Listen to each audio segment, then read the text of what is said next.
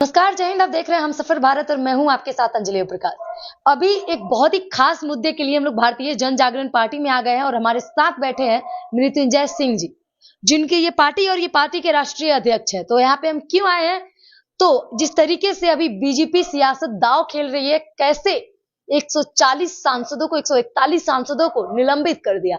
शायद इतिहास में पहली बार इतने सारे सांसदों को एक बार में निलंबित किया होगा। आखिर ये वजह क्या है? क्या सांसद संसद भवन में सवाल नहीं कर सकते हैं? और बीजेपी का ये कौन सा दाव है? ऐसे में मृत्युंजय सिंह जी इस पे क्या कहेंगे, इन्हीं से जानेंगे। कैसा लग रहा है? कैसे है? बढ़िया है।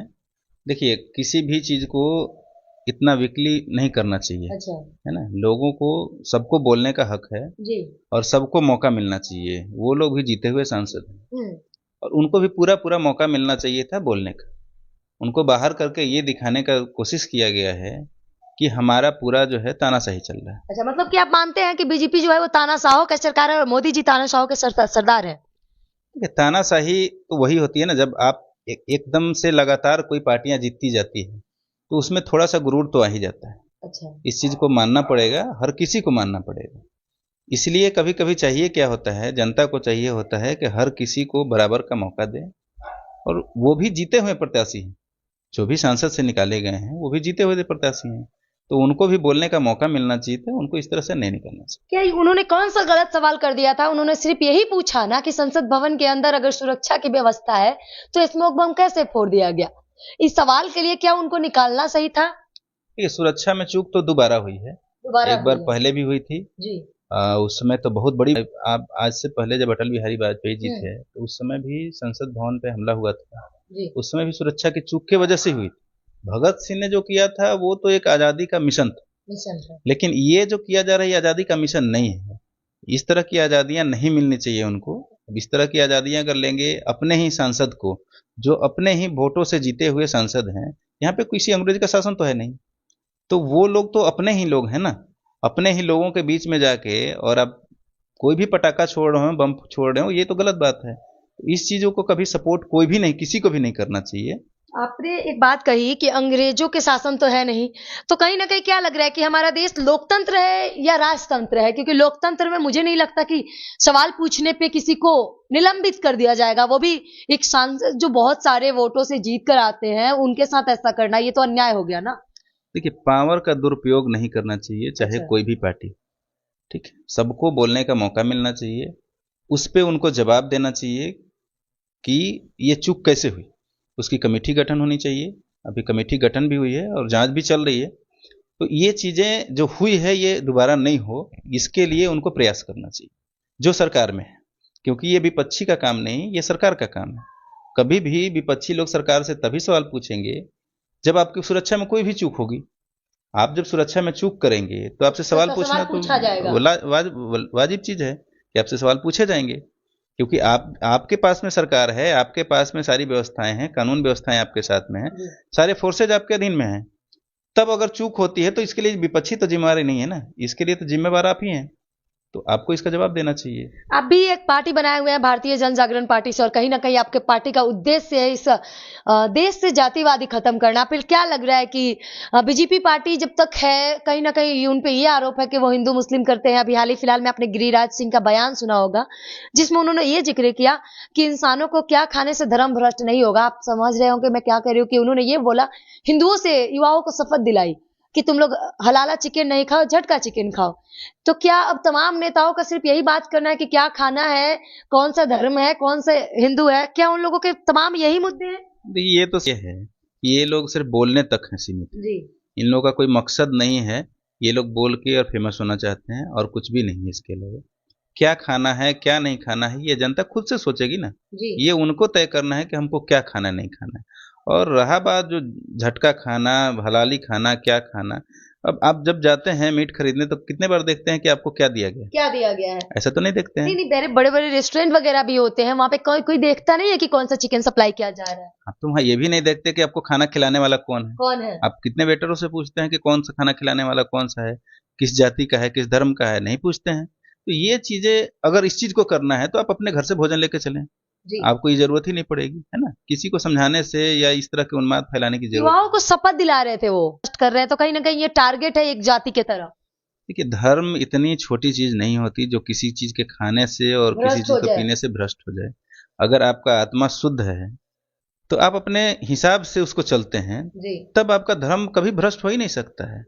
आपको जब बात करेंगे खान पान की, तो बहुत सारी चीजें ऐसी आई है, बहुत सारी परिस्थितियां ऐसी आई है जब आदमी अपने खान पान को परिवर्तित करता गया है। जी जैसे हम लोग पहले जो अभी चाइनीज फूड खाते हैं, ये चाइनीज फूड तो हम लोग नहीं खाते थे। चाइनीज फूड में क्या केमिकल मिला हुआ है, क्यों उनकी सेल डाउन हो जाती है, वो बंद कर देते हैं। वो जानते हैं कि अब हमारा नहीं बिकेगा। हाँ, तो जब हम खुद से सुधर जाएंगे तो ये बोलने की जरूरत ही नहीं पड़ेगी कि आप क्या बनाना है नहीं बनाना है। अगर हम बोलेंगे नहीं हमें यही चीज खाना है, तो दुकानदार खुद से बना के देगा वो चीज। जी हम बोलेंगे नहीं हमें भाई कटाई ही चाहिए, काट के दो, तो उसको देना पड़ेगा, मजबूरी हो जाएगी उसकी। तो हम पहले अपने आप को सुधारें, फिर दूसरे को बोलेंगे। अच्छा, मतलब कि क्या लग रहा है कि जनता को किन मुद्दों पे इस बार चुनाव में अपनी प्रत्याशी को चुनना चाहिए या वोट देना चाहिए? किन मुद्दों जनता के लिए सबसे ज्यादा जरूरी होनी चाहिए? देखिए, जनता का मुद्दा सीधा सा है। हम लोगों ने जो मुद्दा रखा है वही जनता का मुद्दा है।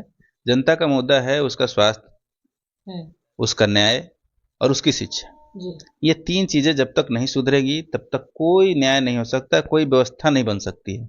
आम जनता के लिए इतनी परेशानी है कि आज के डेट में आप जाएं तो देखेंगे कि शिक्षा के लिए लोग कितना कितना खर्च कर रहे हैं, जी जबकि यही 15-20 साल पहले, 20 साल पहले की बात करें तो 20 साल पहले इतनी बुरी शिक्षा नहीं थी। कम से कम अच्छी थी। कुछ तो अच्छी थी, इससे तो बहुत अच्छी थी। हाँ ठीक है, सिलेबस कुछ थे जो अच्छे नहीं थे। अभी आप देख लीजिए, जितनी सरकारी बुकें निकलती थी एनसीईआरटी की वगैरह वगैरह की, इन सब चीजों को करीब करीब बंद कर दिया गया। इन लोगों का बिल्कुल ही प्रचार ही बंद हो गया। अब सीधे से चलते हैं, प्राइवेट लोगों के छापे हुए किताब चलते हैं। रेट कितने होते हैं? 500 रुपये। रेट कितने होते हैं? 600 रुपये। अब एक बच्चा जो दूसरे क्लास में पढ़ता है उसको 10,000 की किताबें खरीदनी। एजुकेशन महंगी हो गई है, एजुकेशन पे 18% जीएसटी आप भी देख रहे हैं, हमारे देश में पहली बार लगा हुआ है शायद। देखिए, 2-3 चीजों हैं जिस पे तो टैक्स लगाना ही नहीं चाहिए। जैसे खाने की चीजें, उस पे भी बहुत सारे टैक्स जो आम खाने की चीजें हैं, चावल दाल सब्जी जो खाने की चीजें, इन चीजों पर टैक्स नहीं होना चाहिए। आपको स्वास्थ्य जो है, स्वास्थ्य में बेसिकली स्वास्थ्य जो है उस पर टैक्स नहीं होनी चाहिए, दवाओं पे टैक्स नहीं होनी चाहिए, क्योंकि ये आम जनता के जेब पे भारी पड़ता जी है ना, ये गरीब जनता के जेब पे भारी पड़ता है। इन सब चीजों पे तो टैक्स ऐसे भी नहीं होनी चाहिए। लेकिन कुछ चीजें ऐसी है कि इंफ्रास्ट्रक्चर इन लोगों ने बना के रखा है, तो इनको दिखाना भी है कि हम बहुत अच्छा कर रहे हैं, लेकिन आम जनता के बीच में आप क्या कर रहे हैं ये मायने रखता है। आप निचले लेवल के लोगों को खुश कर पा रहे हैं नहीं कर पा रहे, ये मायने रखता है आपके प्रोग्राम से, ये मायने रखता है। हम बहुत अच्छा है कि भाई वर्ल्ड लेवल पे हम बहुत अच्छा काम कर रहे हैं, हम धर्म लेवल पे भी अच्छा काम कर रहे हैं, लेकिन जनता के जेब पे जो भारी पड़ रहा है उस लेवल पे काम नहीं कर पा रहे हैं। अगर आपको लाना ही था तो जीएसटी के दायरे में आपको लाना चाहिए पेट्रोल डीजल को, ताकि लोगों को सस्ती मिल सके।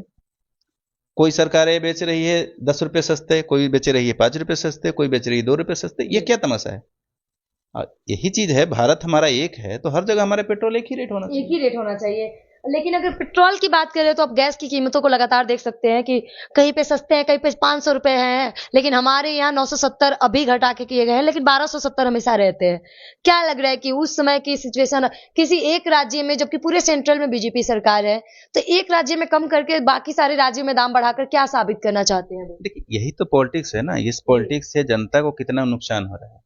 आप जिस चीज पे नहीं लगाना है उस पे टैक्स तो जबरदस्ती लगा देते हो जी और जिस पे लगाना है उसके लिए आप कहते हो राज्य सरकारें कहेगी तो हम लगाएंगे, नहीं तो नहीं लगाएंगे। आपके हाथ में है, आप पूरे सेंट्रल को चला रहे हैं, तो आप पूरे पे कंट्रोल करिए ना जी आप उन चीजों के लिए उन पे दबाव डालिए राज्य सरकारों पे। नहीं, आपको लगानी पड़ेगी टैक्स। हम यहाँ से बिना टैक्स के देंगे नहीं, हम जीएसटी के दायरे में ही देंगे। उसके बाद अगर मान लीजिए हमने आपको 20 के दिया, आप 50 के बेचेंगे तो जनता आपको मारेगी। चलिए, बहुत बहुत शुक्रिया आपका। तो सुना आपने, मृत्युंजय सिंह हमारे साथ मौजूद थे, भारतीय जन जागरण पार्टी के राष्ट्रीय अध्यक्ष थे। इन्होंने साफ तौर पे कहा कि आम जनता के रोजी रोटी पे असर हो रहा है और कहीं ना कहीं गरीबी को जेब पे भारी पड़ रहा है, क्योंकि दवाई, खाने के चावल, दूध, घी, पनीर, इन सब चीजों पे टैक्स लगाना, इन सब चीजों पे टैक्स लगाना ही गलत है, नहीं लगाना चाहिए। लेकिन आप क्या सोचते हैं इनके बयानों से, कमेंट करके बताइएगा। एजुकेशन पे 18% जीएसटी को लेकर आप क्या सोचते हैं, कमेंट करके बताइएगा। जय हिंद, जय बिहार।